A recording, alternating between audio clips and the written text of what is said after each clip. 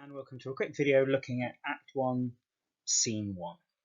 So we've just had the prologue and then Shakespeare goes straight into the action. Now this scene can be broken down into three parts. The first bit is the brawl, where we've got the fight between the Capulets and the Montagues, and then we've got the threat from the prince, who warns them that if this happens, that there'll be a punishment of death. And then we have the third part, which is where we're introduced to the lovesick Romeo.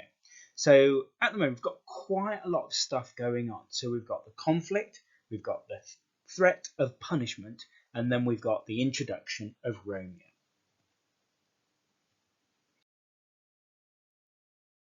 Is the brawl. And it starts off with Samson and Gregory, two characters we never see again. And they are servants in the house of Capulet. And we've got a little conversation that's going on between these two. So Samson is talking about somebody, in the Montagues household is moving them, has kind of upset them. And he calls them a dog. And straight away, the language that we're using to describe the opposite side, it's insult. A dog is a horrible insult to use in Elizabethan England. And so he's calling the Montagues. So straight away we see the feud is not just with the big family and the people at the top of the family, but it's also people at the bottom of the family. And we can see how Samson is kind of feeling quite aggressive. He wants to do something. And he kind of talks about doing something and he will push men towards the wall. So he's kind of being quite aggressive. He's going to push a man, and it's a threatening, aggressive behaviour. But he also mentions women. And he says he's going to push women against the wall. Now, Gregory, in response to that, says, you're going to be a weak person because only for pushing the weakest against the wall. How strong is that if you're pushing the weakest against the wall? And then Samson turns that around and says, well, actually, he's going to be quite sexual. And he refers to women as objects because a vessel could be an empty container. So he's referring to women as being objects, and he's talking about thrusting women towards the wall, and this is that whole idea that he's seeing it as being a kind of a sexual thing. So he's using this idea as being aggressive towards the men, but also the women in kind of a sexual way. And Gregory pulls this back because Gregory says the quarrel is between our masters and us, their men. So Gregory, in a way, is kind of quite a decent chap because what he's saying is saying, don't talk about the women. This isn't about the women. This is about the men. And so we can see straight away lots of ideas that are going on in the story about the conflict, that it's affecting everybody in this household, but also how men behave and how the men are being, strangely aggressive, but also unnecessarily aggressive. And you can see how the men are treating women in this bit.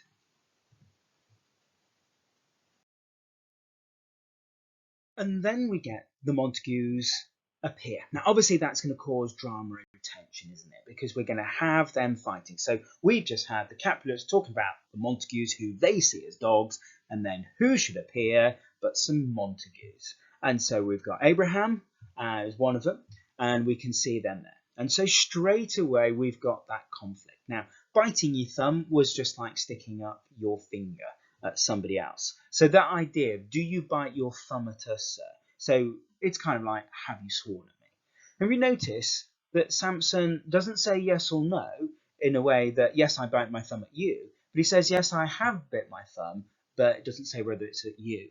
And so it's kind of playful with the language. And it's what kind of people do in fighting. They're talking and they're using the language and they're copying and mirroring and mimicking. And we can see that later on, that it keeps going on. Do you bite my thumb? I do not bite my thumb, but I do bite my thumb. And it's all this playful, well, yes, I'm doing that. And you know that with language, that whenever you try to get out of a situation, you kind of, try to confuse people and go, well, yes, I was doing that, but I wasn't doing it to you.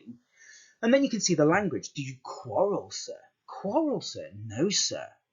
Better. Say better. And so you can see that they're mimicking and copying each other. And it's interesting that they also use the word sir. Now, we used to use the word sir to show respect and to show kind of that somebody is of higher status. But that isn't what's here. The sir here is being sarcastic. Do you bite your thumb at us, sir? I do bite my thumb, sir. So it's kind of that fake kindness, but it's also quite sarcastic. It's kind of like saying, well, I'm calling you sir, but you're not a sir. You're the complete opposite. And then we have the battle, and it's over very, very quickly because the prince gets involved.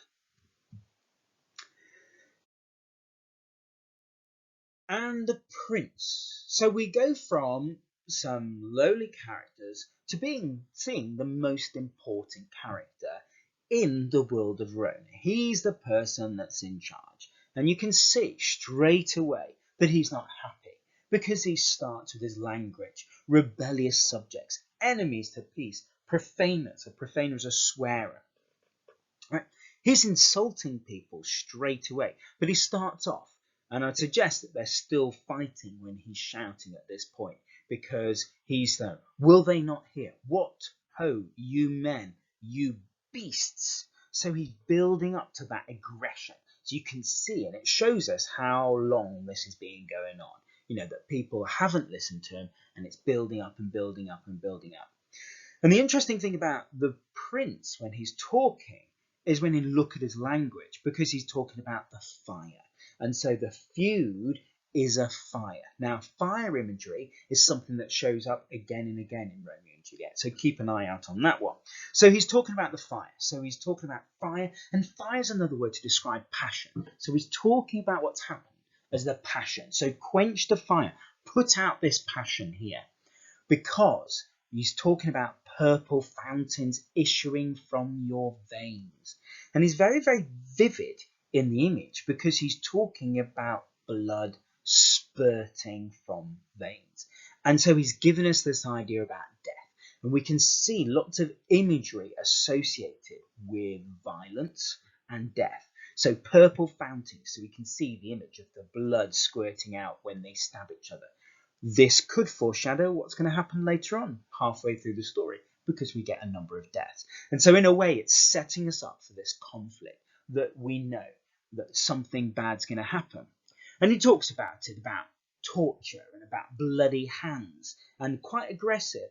But then he talks about 3 civil brawls. So he's saying that there have been 3 brawls like this, okay, and what's been caused them is an airy word, just a word, nothing physical. Airy is something you can't touch, so it's something that somebody said that started. And here is about biting the thumb and how they responded to that. So we can see that from something pointless has turned into something violent. So we see an idea here, and it's so bad that it's affected all the old people. So in a way, the prince is trying to make us feel sorry for people, because he's saying, old Capulet and Montague have 3 times been disturbed the quiet of our streets and made Verona's ancient citizens. So the old citizens have been affected by this fighting, and cast by their grave beseeming ornaments. So you get an image really of these old people with their ornaments all over and the fights knocking them over. And this idea that these poor people are being affected by this feud that's being going on. So at the end of this, we get the threat. And the threat is, once more, on pain of death. That's what will happen if this happens again. So the prince has had enough. He's had enough, and he's told people, go away. If this happens again, his death. So straight away in the story, we've got this idea of a conflict.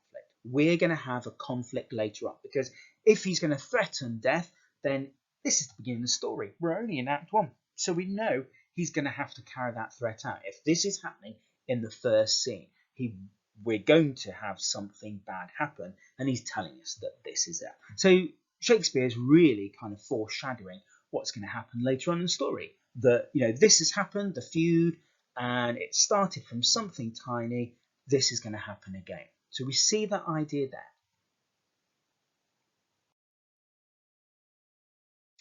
Then the third part of Act 1, Scene 1 is the lovesick Romeo. So we go from this hatred and violence to love. And in the play itself, you'll see that scenes swing between love and hate, and the two get quite closely linked together. So this story started with hate, and it's going to end this scene with love and the lovesick Romeo. And so we have Montague, Romeo's father, talking about Romeo and where's Romeo been.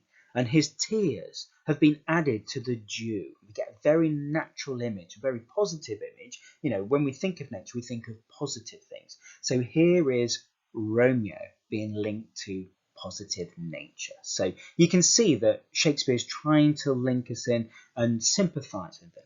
So the scene started with the Capulets and it's ending with the Montagues, a bit like we've got started with hate and it's ending with love.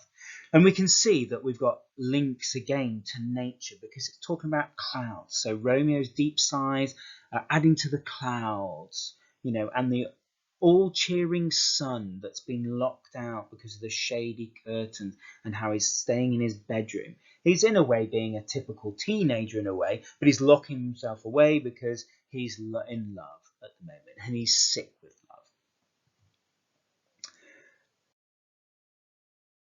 And then we get to hear Romeo's side of the story. And so what's interesting about the way that Romeo speaks, and Romeo talks very, very different to all the other characters so far. And so we've got the prince who's very visual with his words. We've got Samson and Gregory, who are quite quick, short. And then we've got Romeo, who's very poetic and very emotional with this. And we can see this emotion straight away. Oh, me. Oh, brawling love. Oh, loving hate. Oh, anything of nothing first rate. Oh, heavy lightness. We see lots of O words. And Shakespeare tends to use O as a way to show emotion. So if somebody's really, really upset or really, really emotional, they use O. And it's a very clear way that Shakespeare does this. So you can see, and that's a big clue to the audience that here is somebody who's feeling, you know, upset and emotional about things. But also, Shakespeare gives us another clue in here in the writing. Obviously, we wouldn't have this when we're watching it as a play, but we can see it now. We can see the exclamation marks. And exclamation marks are not used all the time. So really, they're declaring something, they're exclaiming something. And we have a look, you know, oh me, you know, oh bawling love, oh loving hate. He's stating these things. He's kind of like, you know, shouting them out in a way. He's not being quiet and reserved. He's shouting out as being the most over-the-top dramatic thing. And then when we look closer, and if you have a look at the stuff that's in green, that you see that actually some of the language doesn't quite make sense because he's talking about oh loving hate, oh heavy lightness, oh brawling love. He's using oxymorons. And an oxymoron is two things next together that technically they don't make sense because it's like saying having a beautiful death.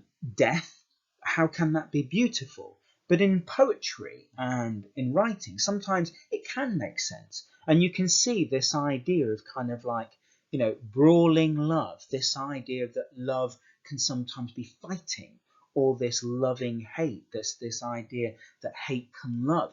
And so we're seeing these conflicting emotions, which is what we see in this scene.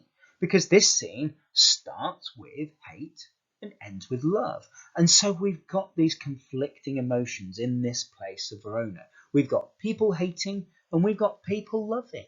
But also we've got Romeo, who's torn because he's in love at the moment, and his emotions are all over the place, and he's got conflicting emotions.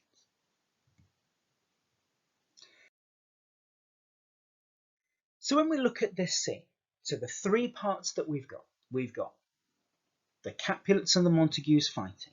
We've got the prince asserting his authority. And then we've got the lovesick Romeo. So we can see that this structure that we've got here, it starts with the theme of hate and it ends with the theme of love. But also we've got the conflict. We've got the conflict in the first part between the Capulets and the Montagues. We've got the conflict with the judge and his subjects, you know, the prince and his subjects. They're not doing what he wants them to do. He's in control. And so we've got that conflict. But also we've got Romeo, who's got this emotional conflict. He's in love, but Rosaline doesn't feel quite the same way as him. So we can see that. We've also got this idea of death. It's never far away. So this idea that we've got the prince talking, that if there's one more fight, there is going to be punishment of death. And in a way, that's destiny and fate, that he's put this wheel in motion, that something bad is going to happen.